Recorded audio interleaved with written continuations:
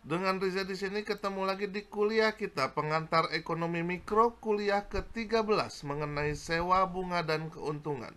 Sebelum dimulai videonya, tolong diklik tombol subscribe-nya dan diklik loncengnya agar selalu mendapatkan notifikasi dari kuliah-kuliah kita selanjutnya. Sewa bunga dan keuntungan. Dalam menerangkan mengenai sewa ekonomi dan pendapatan pindahan, ada beberapa persoalan yang perlu diperkenalkan terlebih dahulu. Pertama sekali akan diterangkan dua definisi yang berbeda mengenai sewa ekonomi. Sesudah itu akan diterangkan tentang sewa tanah yang merupakan satu bentuk khusus dari sewa ekonomi.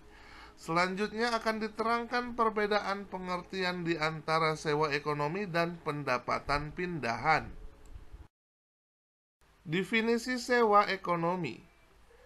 Definisi umum dalam pengertian yang umum, pada dasarnya sewa ekonomi dapat diartikan sebagai harga yang dibayar ke atas penggunaan tanah dan faktor-faktor produksi lainnya yang jumlah penawarannya tidak dapat ditambah. Definisi lain yaitu segolongan ahli ekonomi mendefinisikan sewa ekonomi secara berikut. Sewa ekonomi adalah bagian pembayaran ke atas sesuatu faktor produksi yang melebihi dari pendapatan yang diterimanya dari pilihan pekerjaan lain yang terbaik yang mungkin dilakukannya. Tanah dan sewa ekonomi. Tanah merupakan faktor produksi yang jumlahnya tidak dapat diubah, yaitu jumlahnya tidak dapat ditambah atau dikurangi. Yang dapat dilakukan adalah memperbaiki mutu dari tanah yang tersedia, misalnya dengan menyediakan irigasi yang baik di tanah-tanah yang digunakan untuk persawahan dan membuat proyek-proyek mencegah banjir di tanah-tanah yang sering digenangi air. Sebagai akibat dari sifat penawaran tanah seperti yang dinyatakan ini, di dalam analisis ekonomi kurva penawaran tanah bersifat tidak elastis sempurna. Sewa tanah adalah suatu surplus. Dipandang dari sudut penawarannya, tanah adalah sangat berbeda dengan faktor produksi yang lainnya.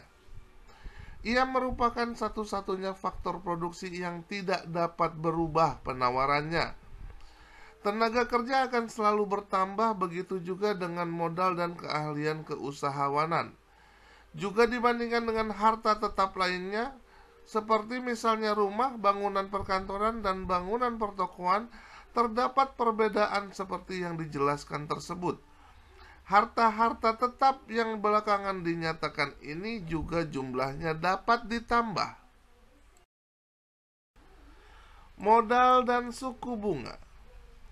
Pembayaran ke atas modal yang dipinjamkan dari pihak lain dinamakan bunga. Ia biasanya dinyatakan sebagai persentase dari modal yang dipinjam, misalnya 10%, 12%, atau 15%. Bunga yang dinyatakan sebagai persentase dari modal dinamakan suku bunga. Pada umumnya persentase yang dinyatakan menunjukkan suku bunga dari sejumlah modal di dalam 1 tahun. Dengan demikian, kalau dinyatakan suku bunga adalah 15%, artinya adalah modal yang dipinjamkan memperoleh suku bunga sebanyak 15% setahun. Di dalam perekonomian modern, perusahaan-perusahaan memerlukan modal untuk menjalankan dan memperbesar usahanya. Sebaliknya, rumah tangga memiliki kelebihan pendapatan yang dapat dipinjamkan dengan harapan untuk memperoleh bunga. Analisis dalam bagian ini bertujuan untuk menerangkan hal-hal sebagai berikut.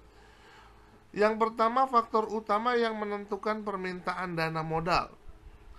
Selanjutnya, faktor utama yang menentukan penawaran tabungan oleh masyarakat. Yang ketiga, teori-teori yang menerangkan penentuan mengenai suku bunga. Selanjutnya, sebab-sebab terdapat beberapa tingkat bunga di dalam perekonomian.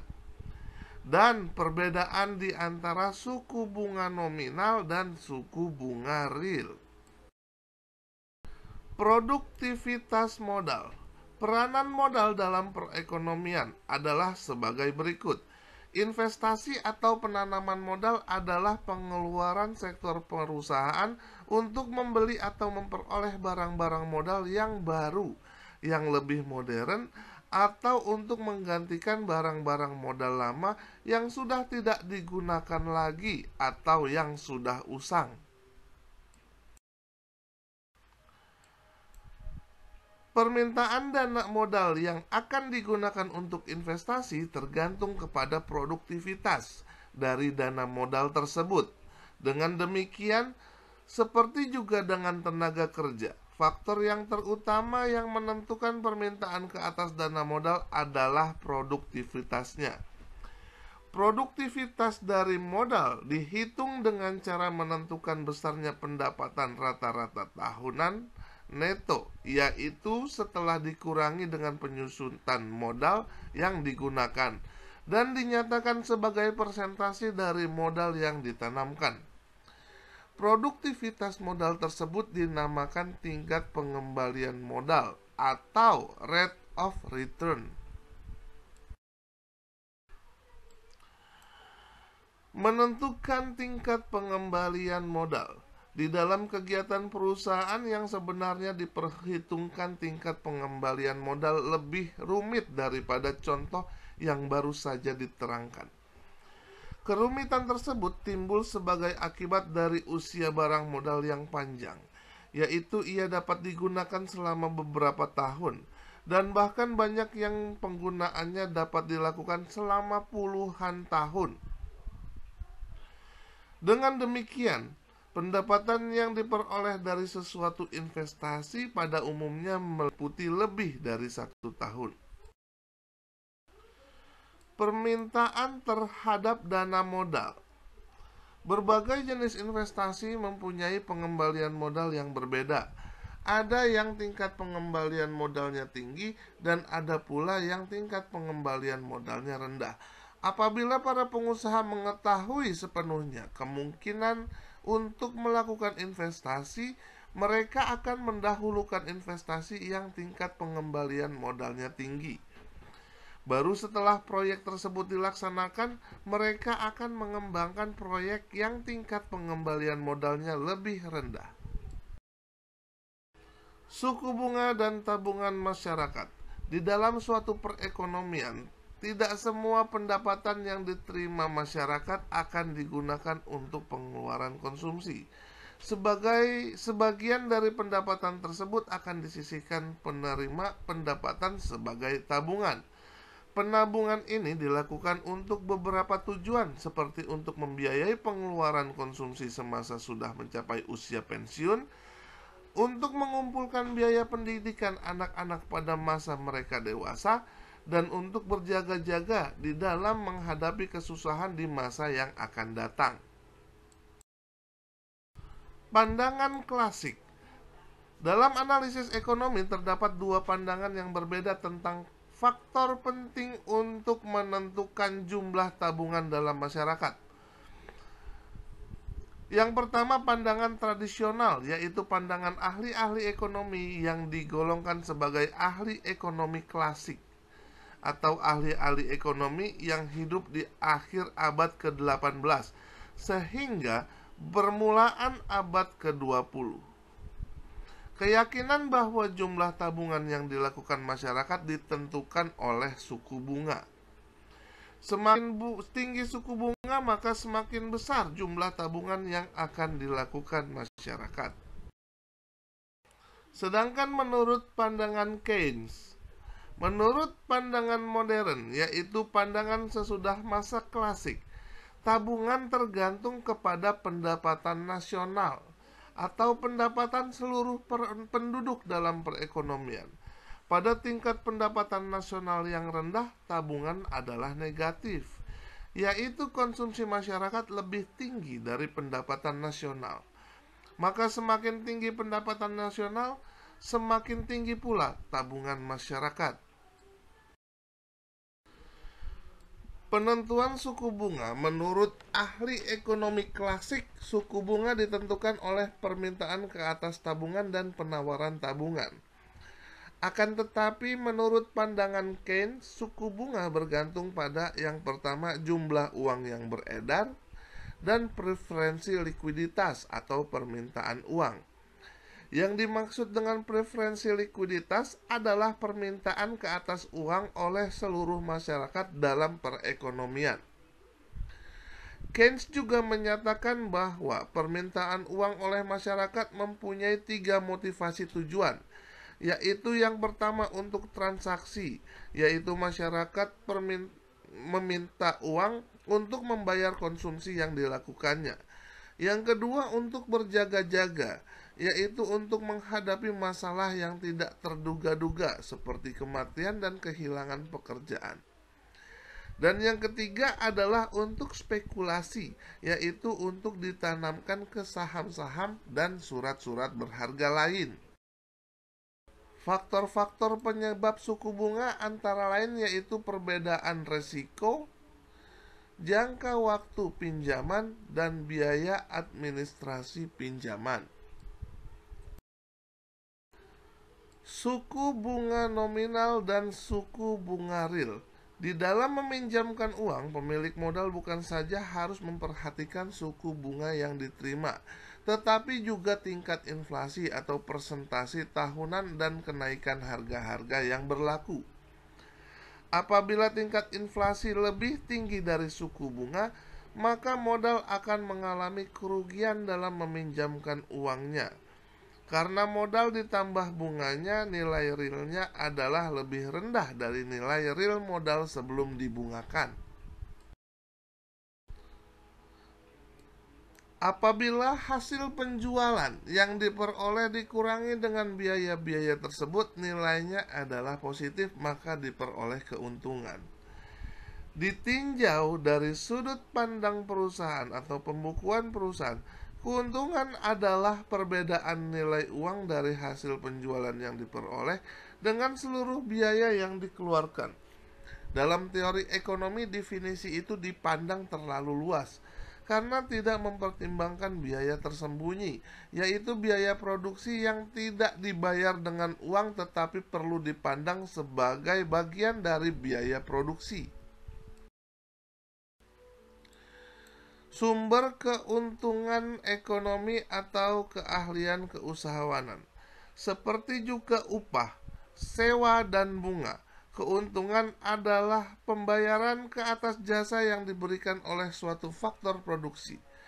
Keuntungan merupakan pembayaran kepada keahlian keusahawanan yang disediakan oleh para pengusaha. Keahlian keusahawanan tersebut akan digunakan oleh para pengusaha di dalam membuat keputusan-keputusan, yaitu sebagai berikut. Yang pertama, menentukan barang apa yang perlu diproduksikan dan dijual ke pasar dan berapa banyaknya. Yang kedua, menentukan cara produksi yang terbaik dan kombinasi faktor-faktor produksi yang paling efisien memproduksikan barang tersebut. Di samping pandangan di atas, ahli-ahli ekonomi telah mengemukakan beberapa teori lain yang bertujuan untuk menerangkan sumber dari wujud keuntungan ekonomi. Pada umumnya, teori-teori tersebut menjelaskan bahwa keuntungan adalah pendapatan yang diperoleh para pengusaha sebagai pembayaran dari melakukan kegiatan berikut, yaitu menghadapi resiko ketidakpastian di masa yang akan datang. Yang kedua, melakukan inovasi atau pembaruan di dalam berbagai kegiatan ekonomi. Dan yang terakhir, mewujudkan kekuasaan monopoli di dalam pasar. Keuntungan adalah pembayaran terhadap resiko. Mendirikan dan menjalankan kegiatan perusahaan adalah kegiatan ekonomi yang dipenuhi oleh berbagai risiko. Tidak terdapat jaminan bahwa sesuatu usaha akan pasti berhasil. Setiap tahun banyak perusahaan baru yang muncul. Tetapi banyak pula perusahaan yang gulung tikar dan pemiliknya mengalami kerugian dalam bentuk uang ataupun tenaga yang dikeluarkan. Maka ditinjau dari sudut resiko yang menghadapi atau yang dihadapi oleh setiap jenis usaha, adalah keuntungan dipandang sebagai pembayaran untuk menghadapi resiko. Pembayaran untuk kegiatan inovasi. Kegiatan perusahaan untuk melakukan inovasi yaitu mengadakan pembaruan dalam manajemen, pemasaran, dan teknik memproduksi, memegang peranan penting di dalam menjamin kesuksesan usaha tersebut. Dengan melakukan inovasi, teknik memproduksi yang baru dapat diperkenalkan. Dengan demikian, keuntungan dapat pula dipandang sebagai pembayaran ke atas kegiatan inovasi. Sebagai akibat dari kekuasaan monopoli, dari analisis berbagai pasar dalam perekonomian, terdapat perusahaan yang dapat keistimewaan monopoli di dalam pasar. Sebagai akibatnya, untuk beberapa barang tertentu hanya terdapat beberapa perusahaan atau ia terdiri dari satu perusahaan saja. Dapat membatasi persaingan ini memungkinkan perusahaan untuk memperoleh keuntungan yang melebihi normal di dalam jangka waktu yang panjang.